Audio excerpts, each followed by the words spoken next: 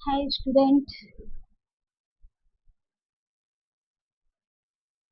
आज हम हिस्ट्री के अध्याय 2 व्यापार से साम्राज्य तक कंपनी की सत्ता स्थापित होती है को पढ़ेंगे। तो स्टूडेंट, क्या आपने कभी सोचा है कि जो अंग्रेज भारत में सिर्फ व्यापार करने आए थे, जो अंग्रेज भारत में सिर्फ व्यापार करने आए थे, वे पूरे भारत के शासक कैसे बन गए? आखिर ऐसा क्या हुआ कि एक छोटी सी कंपनी ने इतने बड़े देश पर राज करना शुरू कर दिया? तो आज हम शुरू करने जा रहे हैं कक्षा 8 इतिहास का बहुत ही रोचक अध्याय, व्यापार से साम्राज्य तक। इस अध्याय में हम जानेंगे कि कैसे ईस्ट इंडिया कंपनी भारत में व्यापार करने आई, लेकिन धीरे धीरे चालाकी, युद्ध और राजनीति के दम पर उसने भारत पर अपना कब्जा जमाना शुरू कर दिया। हम बात करेंगे बड़े बड़े युद्धों की, नवाबों और अंग्रेजों की टक्कर की, और उन घटनाओं की जिन्होंने भारत का इतिहास बदल दिया। तो दोस्तों, तैयार हो जाइए एक रोमांचक इतिहास की यात्रा के लिए, जहां हर घटना आपको कहानी जैसी लगेगी और इतिहास पढ़ना मजेदार बन जाएगा।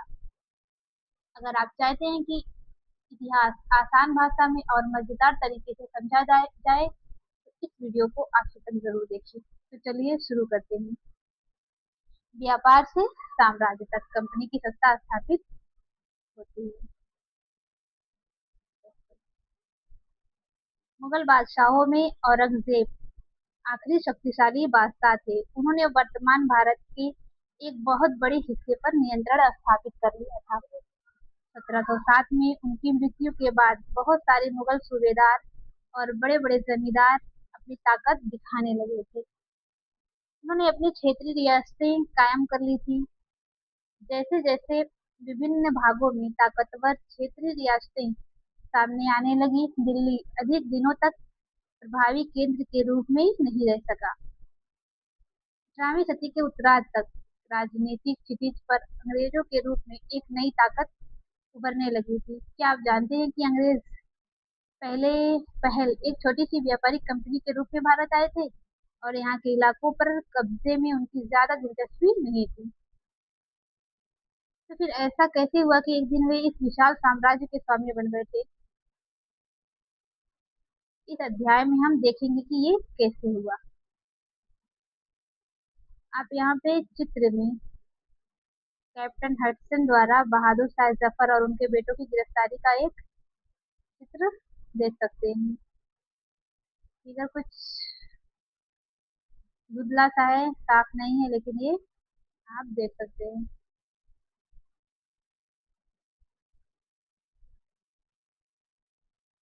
आइए हम देखते हैं। औरंगजेब के बाद कई मुगल बादशाह इतना ताकतवर तो नहीं हुआ, लेकिन एक प्रतीक के रूप में मुगल बादशाहों का महत्व बना हुआ था। जब 1857 में ब्रिटिश शासन के विरुद्ध भारी विद्रोह शुरू हो गया, तो विद्रोहियों ने मुगल बादशाह बहादुर शाह जफर को ही अपना नेता मान लिया था। जब विद्रोह कुचल दिया गया, तो कंपनी ने बहादुर शाह जफर को देश छोड़ने के लिए मजबूर कर दिया और उनके बेटों को जफर के सामने ही मार डाला। कितनी दुखद घटना है। आप यहाँ पे ये चित्र देख सकते हैं कि चित्र 2 18वीं सदी में भारत तक आने वाले रास्ते थे। ये आप अफ्रीका का मानचित्र देख सकते हैं। इस रास्ते से होते हुए ये भारत आते थे। ये मार्ग है, ये केरला का तट है। आइए हम इसका अध्ययन करते हैं। पूर्व में ईस्ट इंडिया कंपनी का आना। पूर्व में ईस्ट इंडिया कंपनी का आना। सन 1600 में ईस्ट इंडिया कंपनी ने इंग्लैंड की महारानी एलिजाबेथ प्रथम ने चार्टर अर्थात इजाजतनामा हासिल कर लिया, जिससे कंपनी को पूरब से व्यापार करने का एकाधिकार मिल गया। इस इजाजतनामे का मतलब ये था कि इंग्लैंड की कोई और व्यापारिक कंपनी इस इलाके में ईस्ट इंडिया कंपनी से होड़ नहीं कर सकती थी। इस चार्टर के सहारे कंपनी समुद्र पार जाकर एक मिनट नए इलाकों को खंगाल सकती थी। वहां से सस्ती कीमत पर चीजें खरीद कर उन्हें यूरोप में ऊंची कीमत पर बेच सकती थी। कंपनी को दूसरी अंग्रेज व्यापारिक कंपनियों से प्रतिस्पर्धा का कोई भय नहीं था।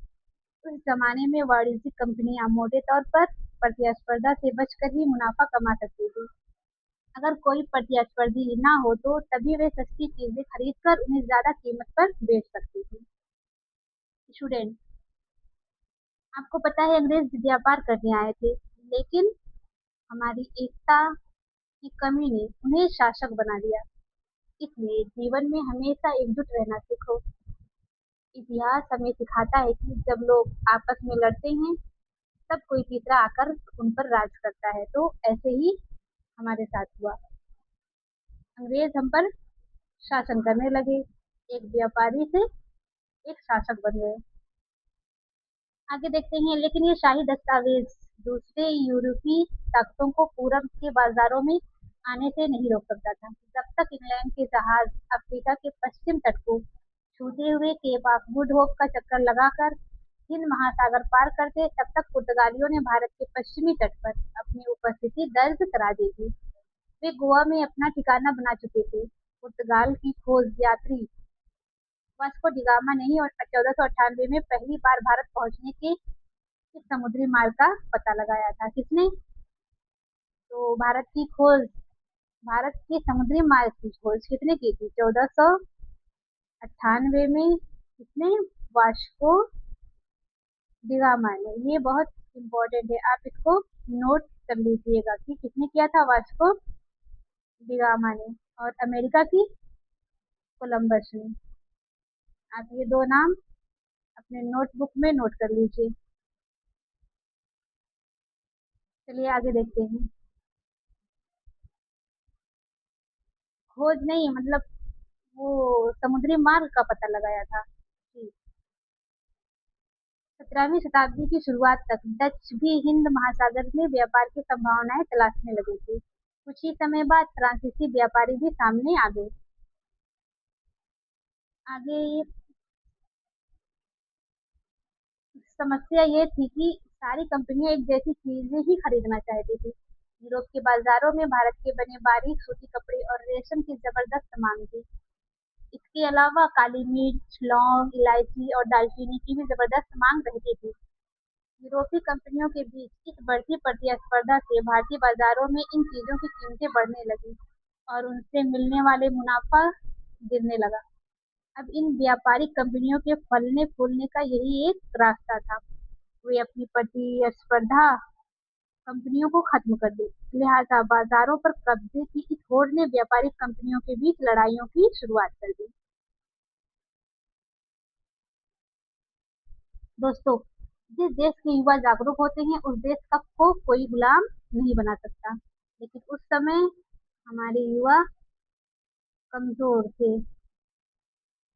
17वीं और 18वीं सदी में एक मिनट जब भी मौका मिलता, कोई सी एक कंपनी किसी दूसरी कंपनी के जहाज डुबो देती, रास्ते में रुकावटें खड़ी कर देती और माल से लदे जहाजों के आगे एक मिनट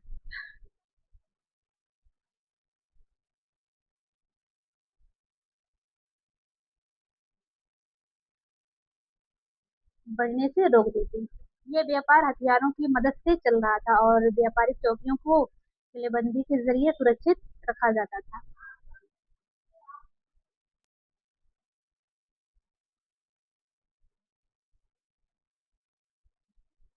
अपनी बस्तियों को किलेबंद करने और व्यापार में मुनाफा कमाने की इन कोशिशों के कारण स्थानीय शासकों से भी टकराव होने लगे।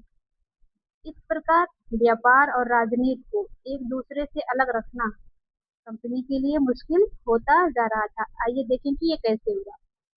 आप यहाँ पे ईस्ट इंडिया कंपनी किस तरह बंगाल में व्यापार शुरू की, इसको देख सकते हैं आप।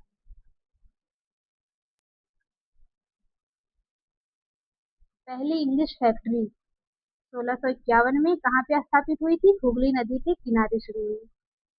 तो कंपनी के व्यापारी यहीं से अपना काम चलाते थे। इन व्यापारियों को उस जमाने में फैक्टर कहा जाता था। फैक्टर, और फैक्टर से ही क्या हुआ था?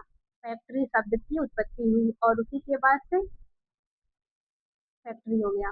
इस फैक्ट्री में वेयर हाउस था जहां निर्यात होने वाली चीजों को जमा किया जाता था। यहीं पर उसके दफ्तर थे जिनमें कंपनी के अफसर बैठते थे। जैसे जैसे व्यापार फैला, कंपनी ने सौदागरों और व्यापारियों को फैक्ट्री के आसपास आकर बसने के लिए प्रेरित किया। तो 1696 तक कंपनी ने इस आबादी के चारों तरफ एक किला बनाना शुरू कर दिया। 2 साल बाद उसने मुगल अफसरों को रिश्वत देकर 3 गांवों की जमींदारी भी खरीद ली। इनमें से एक गांव कालीकाता था, जिसे आज हम क्या कहते हैं, कलकत्ता, जो बाद में कलकत्ता बना। अब इसे कोलकाता कहा जाता है। कंपनी ने मुगल सम्राट औरंगजेब को इस बात के लिए भी तैयार कर दिया कि कंपनी को बिना शुल्क चुकाए व्यापार करने का फरमान जारी कर दे। कंपनी ज्यादा से ज्यादा रियायतें हासिल करने और पहले से मौजूद अधिकारों का ज्यादा से ज्यादा फायदा उठाने में लगी हुई थी। उदाहरण के लिए औरंगजेब के फरमान से केवल कंपनी को ही शुल्क मुक्त व्यापार का अधिकार मिला था। कंपनी के जो अक्सर निजी तौर पर व्यापार चलाते, उन्हें ये छूट नहीं थी, लेकिन उन्होंने भी शुल्क चुकाने से इनकार कर दिया। इससे बंगाल में राजस्व वसूली बहुत कम हो गई। ऐसे में भला बंगाल के नवाब मुर्शिद कुली खान विरोध क्यों ना करते? आप यहाँ पे एक चित्र देख सकते हैं। यह मद्रास के जहाजों से सामान लाती स्थानीय नौकाएं हैं, जो कि विलियम सिम्पसन द्वारा बनाया गया। ये चित्र 1867 में बनाया गया है। आप देख सकते हैं, क्योंकि उस वक्त व्यापार समुद्र मार्गों के रास्ते से ही होता था।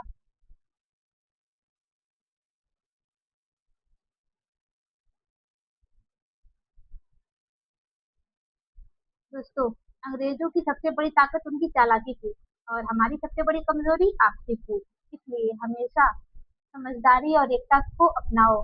जो अपने इतिहास से सीखता है वही अपना भविष्य मजबूत बनाता है। बच्चों, याद रखो, छोटी गलती भी कभी कभी पूरे देश का भविष्य बदल देती है। और शिक्षा ही वह ताकत है जो इंसान को किसी का गुलाम बनने से बचाती है। इसलिए खूब मेहनत करिए, पढ़ते रहिए, अधिकारी बनिए। क्योंकि जब तक हम खुद पर विश्वास नहीं करेंगे तब तक कोई भी हमें आगे बढ़ने नहीं देगा। इसलिए खुद पे कॉन्फिडेंस दें और पढ़ाई करें। एक ना एक दिन आप सक्सेस जरूर होंगे।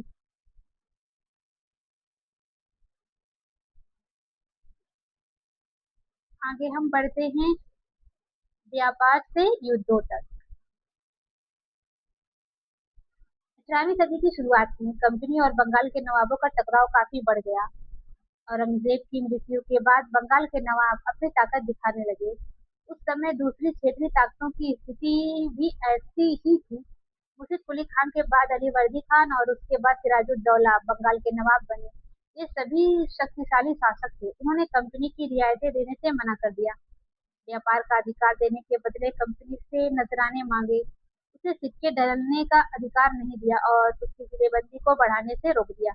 कंपनी पर धोखाधड़ी का आरोप लगाते हुए उन्होंने दलील दी कि उसकी वजह से बंगाल सरकार की राजस्व वसूली कम होती जा रही है और नवाबों की ताकत कमजोर पड़ रही है। कंपनी टैक्स चुकाने को तैयार नहीं थी। उसके अफसरों ने अपमानजनक चिट्ठियां लिखी और नवाबों व उनके अधिकारियों को अपमानित करने का प्रयास किया। कंपनी का कहना था कि स्थानीय अधिकारियों की बेतुकी मांगों से कंपनी का व्यापार तबाह हो रहा है। व्यापार तभी फल फूल सकता है जब सरकार शुल्क हटा ले। कंपनी को इस बात का भी यकीन था कि अपना व्यापार फैलाने के लिए उसे अपनी आबादी बढ़ानी होगी, गांव खरीदने होंगे और किलों का पुनर्निर्माण करना होगा। ये टकराव दिनों दिन गंभीर होते गए। अंततः इन टकरावों को की परिणति प्लासी के प्रसिद्ध युद्ध के रूप में हुआ। तो प्लासी का युद्ध कब हुआ? 1757 में। 1756 में हुआ था। वो हुआ था 1757 में। आइए प्लासी के युद्ध की हम देखते हैं। प्लासी 1756 में अली वर्दी खां की मृत्यु के बाद सिराजुद्दौला बंगाल के नवाब बने और कंपनी को सिराजुद्दौला की ताकत से काफी भय था। सिराजुद्दौला की जगह कंपनी एक ऐसा कठपुतली नवाब चाहती थी जो उसे व्यापारिक रियायतें और अन्य सुविधाएं आसानी से देने में आनाकानी न करे। कंपनी ने प्रयास किया कि सिराजुद्दौला के प्रतिद्वंदियों में से किसी एक को नवाब बना दिया जाए। कंपनी को कामयाबी नहीं मिली। जवाब में सिराजुद्दौला ने हुक्म दिया कि कंपनी उनके राज्य के राजनीतिक मामलों में टांग अड़ाना बंद कर दे, किलेबंदी रोकी और बाकायदा राजस्व चुकाए। जब दोनों पक्ष पीछे हटने को तैयार नहीं हुए तो अपने 30,000 सिपाहियों के साथ नवाब ने कासिम बाजार में स्थित इंग्लिश फैक्ट्री पर हमला बोल दिया। नवाब की फौजों ने कंपनी के अफसरों को गिरफ्तार कर लिया, गोदाम पर ताला डाल दिया, अंग्रेजों के हथियार छीन लिए और अंग्रेज जहाजों को घेरे में ले लिया। इसके बाद नवाब ने कंपनी के कलकत्ता स्थित किले पर कब्जा के लिए उधर का रुख किया। कलकत्ता के हाथ से निकल जाने की खबर सुनने पर मद्रास में तैनात कंपनी के अफसरों ने भी रॉबर्ट क्लाइव के नेतृत्व में सेनाओं को रवाना कर दिया।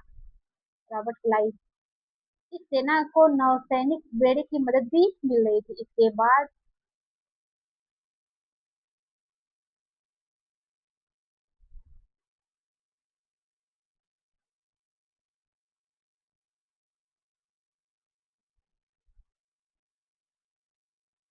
प्लासी की जंग इसलिए महत्वपूर्ण मानी जाती है क्योंकि भारत में ये कंपनी की पहली बड़ी जीत थी। प्लासी की जंग के बाद सिराजुद्दौला को मार दिया गया और मीर जाफर को नवाब बना दिया गया। कहा जाता है कि 1757 में जो प्लासी का युद्ध हुआ, इसने अंग्रेजों को बंगाल में खड़ा किया और जो 1764 का जो युद्ध हुआ, उसमें अंग्रेजों को भारत पर कब्जा या भारत का स्वामी बना दिया। दो लड़ाई, बक्सर का युद्ध और प्लासी का युद्ध, बहुत ही इम्पोर्टेंट है और इन्हीं दोनों लड़ाइयों की वजह से अंग्रेजों का भारत में प्रभुत्व छा गया।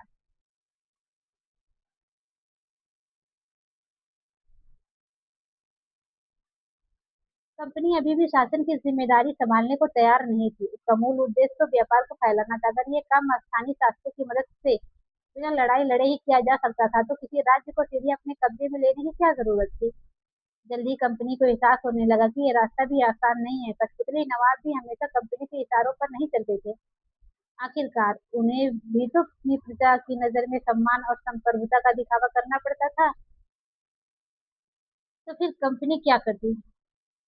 जब मीर जाफर ने कंपनी का विरोध किया तो कंपनी ने उसे हटाकर मीर कासिम को नवाब बना दिया।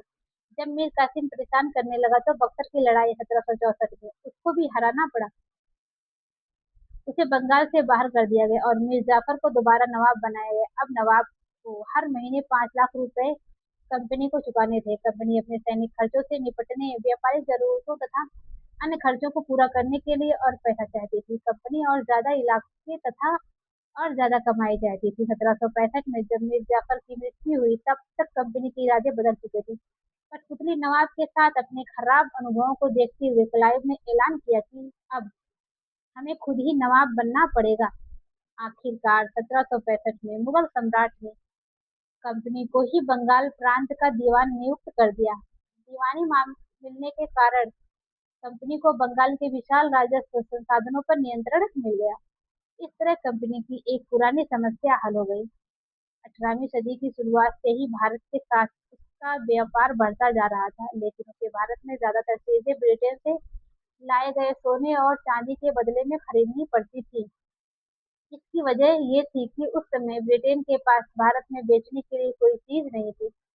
प्लासी की जंग के बाद ब्रिटेन से सोने की निकासी कम होने लगी और बंगाल की दीवानी मिलने के बाद तो ब्रिटेन से सोना लाने की जरूरत ही नहीं रही। अब भारत से होने वाली आमदनी के सहारे ही कंपनी अपनी खर्चे चला सकती थी। इस कमाई से कंपनी भारत में सूती और रेशमी कपड़ा खरीद सकती थी, अपनी फौजों को संभाल सकती थी और कलकत्ते में किलों और दफ्तरों के निर्माण की लागत उठा सकती थी।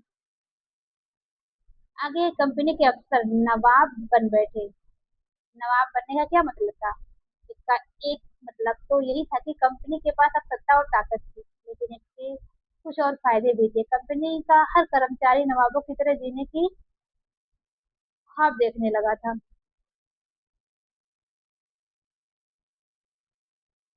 प्लासी के युद्ध के बाद बंगाल के असली नवाबों को इस बात के लिए बाध्य कर दिया गया कि वे कंपनी के अफसरों को निजी तोहफे के तौर पर जमीन और बहुत सारा पैसा दें।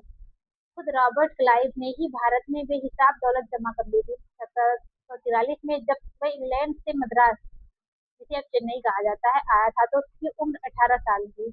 1767 में जब वह 2 बार गवर्नर बनने के बाद हमेशा के लिए भारत से रवाना हुआ, तो यहाँ उसकी दौलत 401 102 पाउंड के बराबर थी। दिलचस्प बात यह है कि गवर्नर के अपने दूसरे कार्यकाल में उसे कंपनी के भीतर फैले भ्रष्टाचार को खत्म करने का काम सौंपा गया था।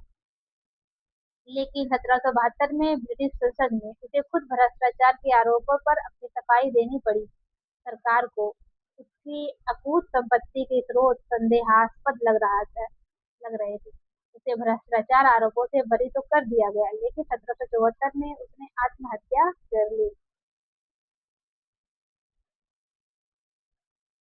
कंपनी के सभी अफसर क्लाइव की तरह दौलत इकट्ठा नहीं कर पाए। बहुत सारी बीमारियों और लड़ाइयों के कारण कम उम्र में ही मौत का निवाला बन गया। इसके अलावा उन सभी को भ्रष्ट और बेईमान मानना भी सही नहीं होगा।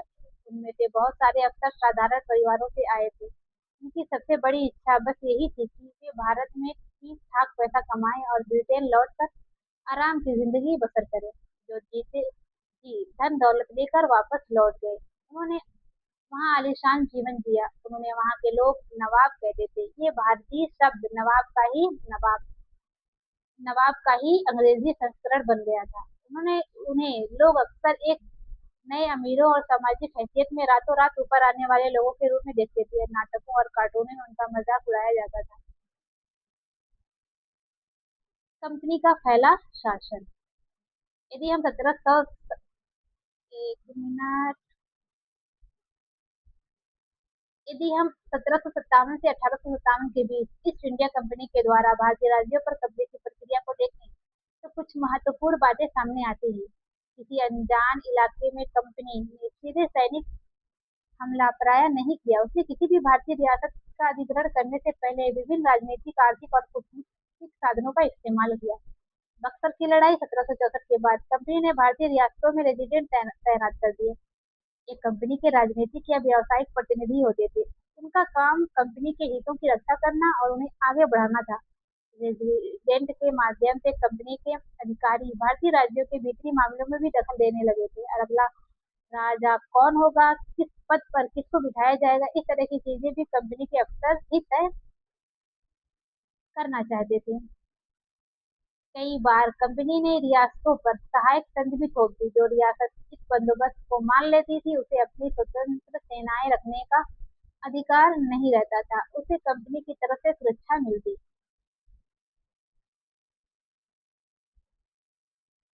मिलती थी और सहायक सेना के रखरखाव के लिए वे कंपनी को पैसा देती थी। अगर भारतीय शासक रकम अदा करने में चूक जाते, तो जुर्माने के तौर पर उनका इलाका कंपनी अपने कब्जे में ले लेती थी। उदाहरण के लिए, जब रिचर्ड वेलेस्ली गवर्नर जनरल कितने में 1798 से 1805 तक था, उस समय अवध के नवाब को 1801 में अपना आधा इलाका कंपनी को सौंपने के लिए मजबूर किया गया था, क्योंकि नवाब सहायक सेना के लिए पैसा अदा करने में चूक गए थे। इसी आधार पर हैदराबाद के भी कई इलाके छीन लिए गए। यहाँ पे आप देखते हैं रेजिडेंट की ताकत क्या होती थी। तो आप पढ़ लें। कंपनी द्वारा नियुक्त किए गए रेजिडेंट्स के बारे में स्कॉटलैंड के प्रसिद्ध अर्थशास्त्री और राजनीतिक दार्शनिक जेम्स मिल ने यह कहा था। दरअसल रेजिडेंट रियासतों का राजा होता था। हम उसे हस्तक्षेप की मनचाही निषेधाज्ञा के तहत काम करने की छूट देते हैं।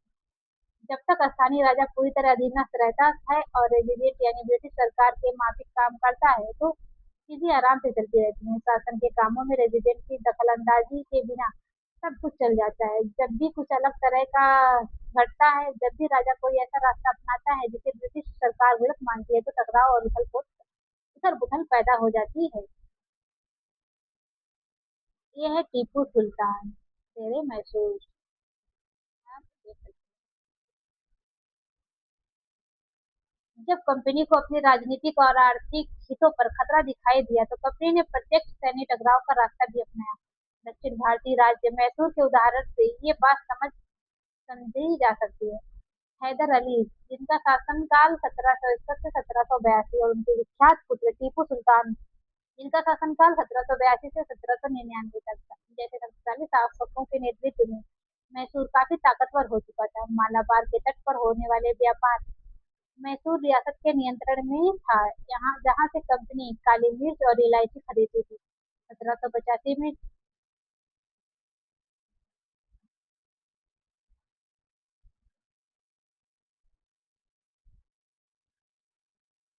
1785 में टीपू सुल्तान ने अपनी रियासत में पड़ने वाले बंदरगाहों से चंदन की लकड़ी, काली मिर्च और इलायची का निर्यात रोक दिया। सुल्तान ने स्थानीय सौदागरों को भी कंपनी के साथ कारोबार करने से रोक दिया था। टीपू सुल्तान ने भारत में रहने वाले फ्रांसीसी व्यापारियों से घनिष्ठ संबंध विकसित किए और उनकी मदद से अपनी सेना को आधुनिकीकरण किया। टीपू सुल्तान ने फ्रांसीसियों के साथ जो अपना संबंध बनाया था वो काफी बेहतर था, लेकिन उसने काफी दूर बनाया था। जब तक वो टीपू सुल्तान के विरोध करने आते तब तक टीपू सुल्तान की मृत्यु हो चुकी थी। दूर थे ना। कंपनी की फौजों को हैदर अली और टीपू सुल्तान ने कई बार युद्ध से हराया था, लेकिन 1792 में मराठों, हैदराबाद के निजाम और कंपनी की संयुक्त फौजों के हमले के बाद टीपू सुल्तान को अंग्रेजों से संधि करनी पड़ी थी। इस संधि के तहत उनके दो बेटों को अंग्रेजों ने बंधक के रूप में अपने पास रख लिया। ब्रिटिश चित्रकारों को ऐसे दृश्यों की तस्वीर बनाने में मजा आता था जिनमें अंग्रेजों की सत्ता की विजय दिखाई देती थी। आप यहाँ से देख सकते हैं।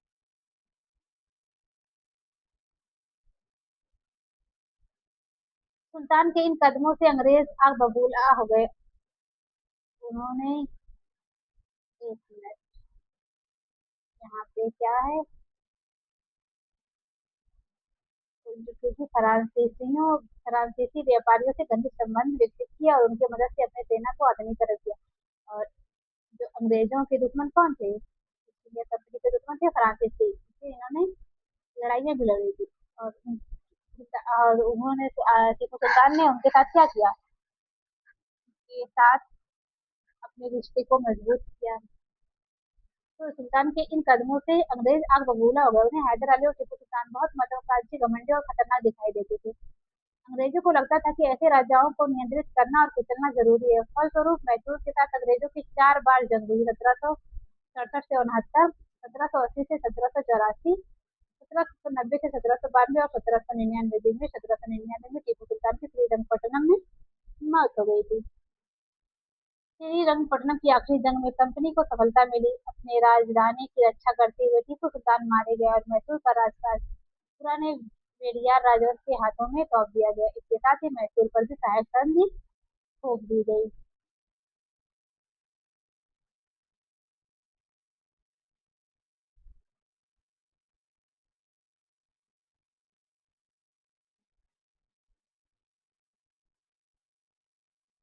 मराठों से लड़ाई। 18वीं शताब्दी के आखिर से कंपनी मराठों की ताकत को भी काबू और खत्म करने के बारे में सोचने लगी थी। 1761 में पानीपत की तीसरी लड़ाई में हार के बाद दिल्ली से देश का शासन चलाने का मराठा का सपना चूर-चूर हो गया। उन्हें कई राज्यों में बांट दिया गया। इन राज्यों की बागडोर सिंधिया, होलकर, गायकवाड़ और भोसले जैसे अलग-अलग राजवंशों के हाथों में थी। ये सारे सरदार एक पेशवा सर्वोच्च मंत्री के अंतर्गत एक कन्फेडरेसी राज्यमंडल के सदस्य थे। पेशवा इस राज्यमंडल का सैनिक और प्रशासकीय प्रमुख होता था और पुणे में रहता था। महादजी सिंधिया और नाना फडणवीस 18वीं सदी के आखिर के दो प्रसिद्ध मराठा योद्धा और राजनीतिज्ञ थे। एक के बाद एक कई युद्धों में कंपनी ने मराठों को घुटने टेकने पर मजबूर कर दिया। पहला युद्ध 1782 में साल 22 संधि के साथ खत्म हुआ, जिसमें कोई पक्ष नहीं जीत पाया। दूसरा अंग्रेज मराठा युद्ध 1803 से 1805 में कई मोर्चों पर लड़ा गया। इसका नतीजा ये हुआ कि उड़ीसा और यमुना के उत्तर में स्थित आगरा व दिल्ली सहित कई भूभाग अंग्रेजों के कब्जे में आ गए। अंततः 1817 से 19 के तीसरी अंग्रेज मराठा युद्ध में मराठों की ताकत का पूरी तरह कुचल दिया गया। पेशवा को पुणे से हटाकर कानपुर के पास बिठूर में पेंशन पर भेज दिया गया। अब विंध्य के दक्षिण में के पूरे भूभाग पर कंपनी का नियंत्रण हो चुका था। सर्वोच्चता का दावा। उपरोक्त विवरण से स्पष्ट है कि 19वीं सदी की शुरुआत से कंपनी क्षेत्रीय विस्तार की आक्रामक नीति पर चल रही थी। लॉर्ड हेस्टिंग 1813 से 28 तक गवर्नर जनरल के नेतृत्व में सर्वोच्चता की एक नई नीति शुरू की गई। कंपनी का दावा था कि उसकी सत्ता सर्वोच्च है, इसलिए वह भारतीय राज्यों से ऊपर है। अपने हितों की रक्षा के लिए वह भारतीय रियासतों का अधिग्रहण करने या उनको अधिग्रहण की धमकी देने का अधिकार अपने पास मानती थी। यह सोच बाद में भी अंग्रेजों की नीतियों में दिखाई देती रही, लेकिन ये प्रक्रिया बेरोक टोक नहीं चली। उदाहरण के लिए जब अंग्रेजों ने कित्तूर, फिलहाल कर्नाटक में, एक छोटे से राज्य के कब्जे में लेने का प्रयास किया तो रानी चेन्नम्मा ने हथियार उठा लिए और अंग्रेजों के खिलाफ आंदोलन छेड़ दिया।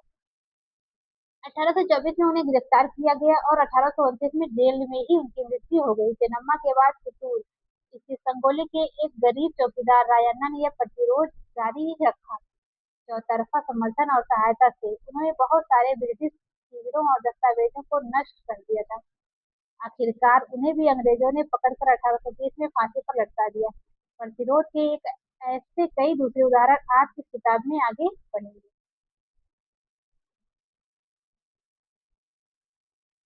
1830 के दशक के अंत में ईस्ट इंडिया कंपनी रूस के प्रभाव से बहुत डरी हुई थी। कंपनी को भय था कि कहीं रूस का प्रभाव पूरे एशिया में फैलकर उत्तर पश्चिम में भारत को भी अपनी चपेट में ना ले ले।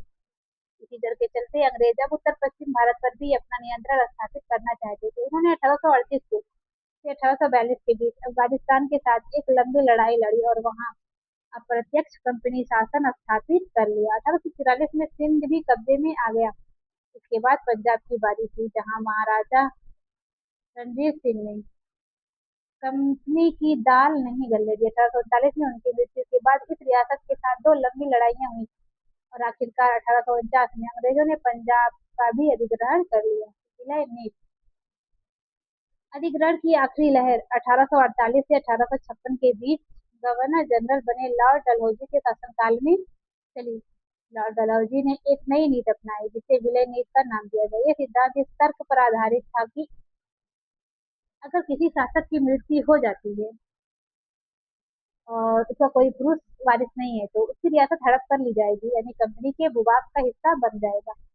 इस सिद्धांत के आधार पर एक के बाद एक रियासतें, सबसे पहले सतारा 1848, संबलपुर 1850 और उदयपुर 1852 में, नागपुर 1853 में और झांसी 1854 में अंग्रेजों के हाथ में चली गई।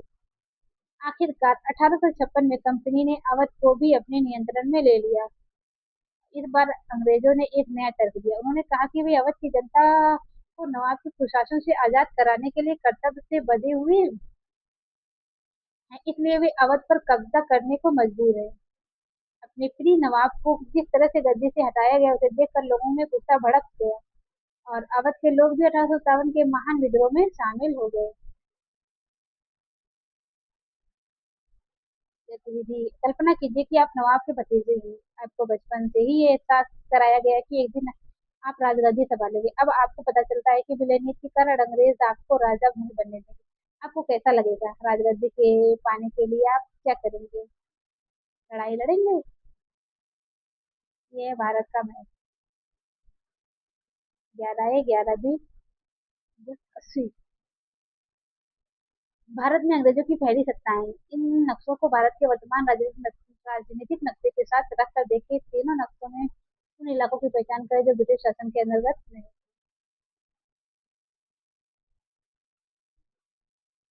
आगे है नए शासन की स्थापना। गवर्नर जनरल वारेन हेस्टिंग 1773 से 1785 उन बहुत सारे महत्वपूर्ण व्यक्तियों में से थे जिन्होंने कंपनी की ताकत फैलाने में अहम भूमिका अदा की थी।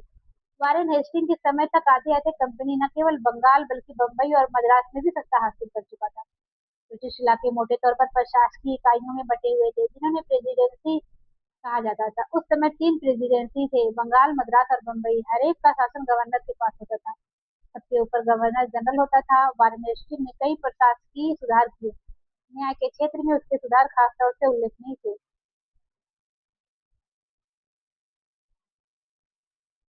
1772 से एक नई न्याय व्यवस्था स्थापित की गई। इस व्यवस्था में प्रावधान किया गया कि हर जिले में 2 अदालतें होंगी, फौजदारी अदालत और दीवानी अदालत। दीवानी अदालतों के मुखिया यूरोपीय जिला कलेक्टर होते थे।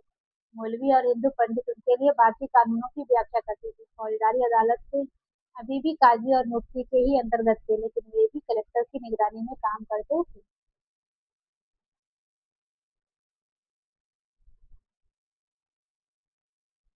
एक बड़ी समस्या ये थी कि ब्राह्मण पंडित धर्मशास्त्र की अलग-अलग शाखाओं के हिसाब से स्थानीय कानूनों की अलग-अलग व्याख्या कर देते थे। इस भिन्नता को खत्म करके समरूपता लाने के लिए 1775 में 11 पंडितों को भारतीय कानून का एक संकलन तैयार करने का काम सौंपा गया। एन बी हॉल हैंड ने इस संकलन का अंग्रेजी में अनुवाद किया। 1778 तक यूरोपीय न्यायाधीशों के लिए मुस्लिम कानूनों की भी एक संहिता तैयार कर ली गई थी। 1773 के रेगुलेटिंग एक्ट के तहत एक नए सर्वोच्च न्यायालय की स्थापना की गई। इसके अलावा कलकत्ता में अपीली अदालत, सदर निजामत अदालत की भी स्थापना की गई। ये चैप्टर बहुत ही इम्पोर्टेंट है, आप ध्यान से पढ़िएगा या सुनिएगा, और इस वीडियो को 3 से 4 बार तो जरूर ही देखिएगा, क्योंकि ये चैप्टर बहुत ही ज्यादा इम्पोर्टेंट है। भारतीय जिले में कलेक्टर सबसे बड़ा ओहदा होता था। जैसे कि नाम से ही पता चलता है कि उसका मुख्य काम लगान और इकट्ठा करना था। न्यायाधीश पुलिस अधिकारियों व दरोगा की सहायता से जिले में कानून व्यवस्था बनाए रखना होता था। उसका कार्यालय कलेक्ट्रेट सत्ता और संरक्षण का नया केंद्र बन गया था, जिसने पुराने सत्ता केंद्रों को हाशिए पर ढकेल दिया। आगे है कंपनी की फौज। कंपनी के साथ भारत में शासन और सुधार के नए विचार तो आए, लेकिन उसकी असली सत्ता सैनिक ताकत में थी। मुगल फौज मुख्य रूप से घुड़सवार और पैदल सेना थी। उन्हें तीरंदाजी और तलवारबाजी का प्रशिक्षण दिया गया था। सेना में सवारों का दबदबा रहता था और मुगल साम्राज्य को एक विशाल पेशेवर प्रशिक्षण वाली पैदल सेना की जरूरत महसूस नहीं होती थी। ग्रामीण इलाकों में सशस्त्र किसानों की बड़ी संख्या थी। स्थानीय जमींदार मुगलों को जरूरत पड़ने पर पैदल सिपाही मुहैया कराते थे। 18वीं सदी में जब अवध और बनारस जैसी रियासतों में किसानों को भर्ती करके उन्हें पेशेवर सैनिक प्रशिक्षण दिया जाने लगा, तो ये सूरत बदलने लगी। ईस्ट इंडिया कंपनी ने अपनी सेना के लिए भर्ती शुरू की, तो उसने भी यही तरीका अपनाया। अंग्रेज अपनी सेना को सिपाही, जो भारतीय सब सिपाही से बना है, आर्मी कहते थे। 1820 के दशक से जैसे जैसे युद्ध तकनीक बदलने लगी, कंपनी की सेना में घुड़सवार टुकड़ियों की जरूरत कम होती गई। इसकी वजह ये थी कि ब्रिटिश साम्राज्य बर्मा, अफगानिस्तान और मिस्र में भी लड़ रहा था, जहां सिपाही मस्केट और मैचलॉक से लैस होते थे। कंपनी की सेना के सिपाहियों को बदलती सैनिक आवश्यकताओं का ध्यान रखना पड़ता था, और अब उसकी पैदल टुकड़ी ज्यादा महत्वपूर्ण होती जा रही थी। 19वीं सदी की शुरुआत में अंग्रेज एक समरूप सैनिक संस्कृति विकसित करने लगे थे।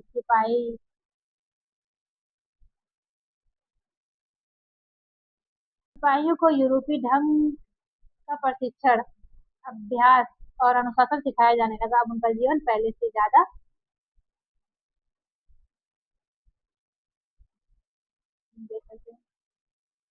नियंत्रित था। इस कोशिश में कभी कभी समस्याएं भी आ जाती थी, क्योंकि पेशेवर सिपाहियों की सेना खड़ा करने के चक्कर में अंग्रेज कई बार जाति और समुदाय की भावनाओं को नजरअंदाज कर देते थे। भला लोग अपनी जाति और धार्मिक भावनाओं को इतनी आसानी से कैसे छोड़ सकते थे? क्या वे खुद को अपने समुदाय का सदस्य मानने के बजाय सिर्फ सिपाही मान सकते थे? सिपाही क्या महसूस करते थे? अपने जीवन और अपनी पहचान, यानी वे कौन है, इस बात के एहसास में जो बदलाव आ रहे हैं, उनको सिपाहियों ने किस तरह देखा? 1857 के विद्रोह हमें सिपाहियों को की दुनिया की झलक दिखाती है। इस विद्रोह के बारे में आप अध्याय 5 में पढ़ेंगे। निष्कर्ष क्या निकलता है? ईस्ट इंडिया कंपनी एक व्यापारिक कंपनी से बढ़ते बढ़ते एक भौगोलिक औपनिवेशिक शक्ति बन गई। 19वीं सदी की शुरुआत में नई बाप तकनीक के आने से यह प्रक्रिया और तेज हुई। तब तक समुद्र मार्ग से भारत पहुंचने में 6 से 8 माह का समय लग जाता था। भाप से चलने वाली जहाजों ने ये यात्रा 3 हफ्तों में समेट दी। इसके बाद तो ज्यादा से ज्यादा अंग्रेज और उनके परिवार भारत जैसे दूर देश में आने लगे। 1857 तक भारतीय उपमहाद्वीप के 63% भूभाग और 78% आबादी पर कंपनी का सीधा शासन स्थापित हो चुका था। देश के शेष भूभाग और आबादी पर कंपनी का अप्रत्यक्ष प्रभाव था। इस प्रकार व्यवहारिक स्तर पर ईस्ट इंडिया कंपनी पूरे भारत को अपने नियंत्रण में ले चुकी थी।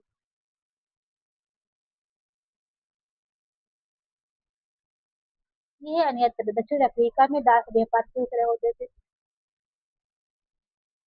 आप ये खुद से पढ़ लीजिएगा, चाहे इसका स्क्रीनशॉट भी ले लीजिएगा। और आगे है क्वेश्चन, इसका हम एमसीक्यू के जरिए एक वीडियो में दूसरी वीडियो में देखेंगे। आगे है ग्रामीण क्षेत्र पर शासन चलाना, चैप्टर 2, जो कि हम कल की वीडियो में पढ़ेंगे। तो आज के लिए बस इतना ही। कल फिर मिलेंगे एक नए चैप्टर के साथ। तब तक आपने मेरी जो और क्लासेस नहीं देखी है उसको जाके प्लेलिस्ट में देख लें। बच्चों, किताबों से मिलने वाला ज्ञान आपको इतना मजबूत बना सकता है कि कोई आपको धोखा ना दे। अगर आप पढ़ेंगे तो आप जिंदगी में बेहतर फैसले कर सकते हैं। पढ़ाई कभी व्यर्थ नहीं जा सकती, इसलिए पढ़ते रहिए। Bye bye.